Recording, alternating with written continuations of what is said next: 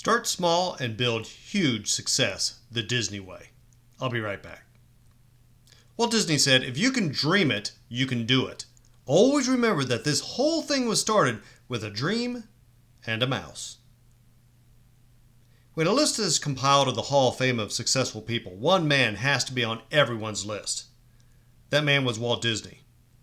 What would the world look like without Disney? Think about how often the Disney influence touches your life. And think about this. It was all started with a mouse. When Walt Disney created Steamboat Willie in 1928, he had no idea that Mickey Mouse would be the beginning spark that would create an entertainment empire that has no equal. In fact, 50 years later in 1978, Mickey became the first cartoon character to receive a star on the Hollywood Walk of Fame. How about that? Now, that is success. But it didn't happen overnight. It was a gradual buildup of success coupled on top of success. That reminds me of a story that goes something like this. There was a farmer who had a mule who fell in a well.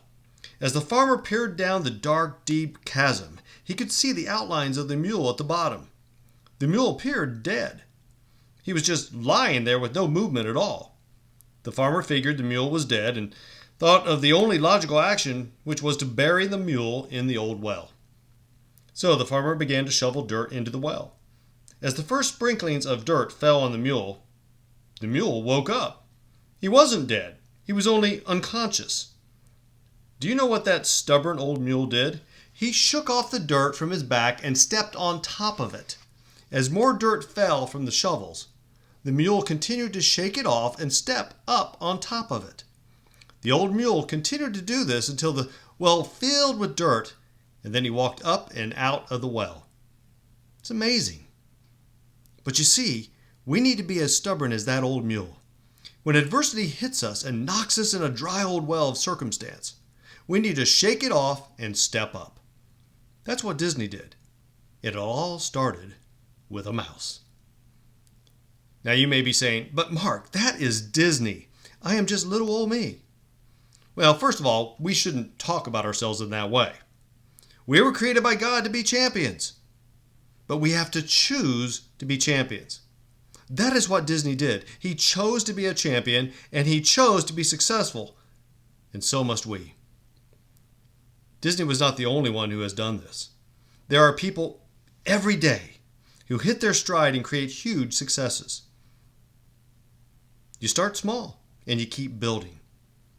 Let me just give a couple more examples of huge successes that we can learn from. First, have you ever heard of a little gizmo called a Post-it note? Did you know it was a complete failure, and then it was a flop, and then finally a success? In 1968, Dr. Spencer Silver, who was a chemist at 3M, was attempting to perfect a super strong glue, when instead, and by complete accident, he developed a very low stick adhesive. What do you do with a very low stick adhesive when you are trying to create a super strong glue? You get creative and you create a new product. Post-it notes, then they were called Press and Peel, were launched in 1977 in 4 cities with very disappointing results. It was a flop. Or was it? When adversity hits, that is when champions get stubborn like that old mule. And on April 6, 1980, Post-it notes exploded into the U.S. market, and as they say, the rest is history. Our second example comes in May of 1886, when a pharmacist from Atlanta named Dr. John Pemberton mixed a drink in his backyard in a 3-legged brass kettle. John had become fascinated with the soda fountain that was in his store, and so he decided to make his kettle concoction. John mixed a unique blend of ingredients to make his brown, syrupy drink. To this day, the formula for this soft drink is one of the world's best kept secrets. This soft drink definitely wasn't a splash when it sold its first serving on May 8, 1886, from Jacob's Pharmacy in Atlanta. Only about 9 servings were sold each day, resulting in a huge loss for John. The expenses in making the brown concoction far outweighed the profits. This ship was sinking fast. Then, in walked Asa Chandler a year later. Asa was a fellow pharmacist and a businessman.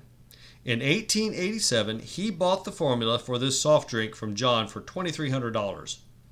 With assertive marketing techniques, Coca-Cola became one of America's most popular soft drinks by the late 1890s, and today is one of the best known and most popular brands in the world. And to think, it all started with a three-legged brass kettle in a backyard.